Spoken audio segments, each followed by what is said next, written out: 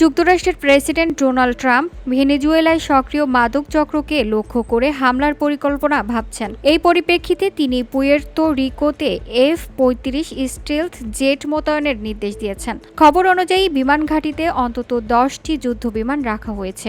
এগুলো লক্ষ্য হবে মাদক জঙ্গি হিসেবে চিহ্নিত গোষ্ঠী।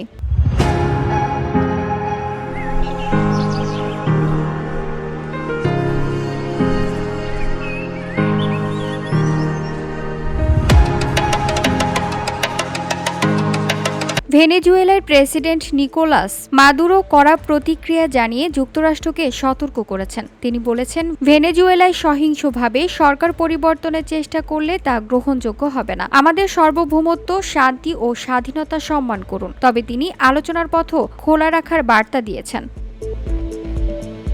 ট্রাম্প জানিয়েছেন, তারা আনুষ্ঠানিকভাবে সরকার পরিবর্তনের ঘোষণা দেয়নি। তবে 2025 সালের বিতর্কিত প্রেসিডেন্ট নির্বাচন এবং ভেনেজুয়েলার অস্বাভাবিক নির্বাচন ব্যবস্থার বিষয়ে যুক্তরাষ্ট্র উদ্বিগ্ন। ভেনেজুয়েলায় দীর্ঘদিন ধরে অর্থনৈতিক সংকট, মানবাধিকার লঙ্ঘন এবং অবৈধ মাদক ব্যবসা নিয়ে আন্তর্জাতিক উদ্বেগ রয়েছে। এর আগে যুক্তরাষ্ট্র বহুবার নিষেধাজ্ঞা আরোপ করলেও সরাসরি সামরিক হস্তক্ষেপের আশঙ্কা এবার সবচেয়ে স্পষ্ট। VOD Bangla news desk.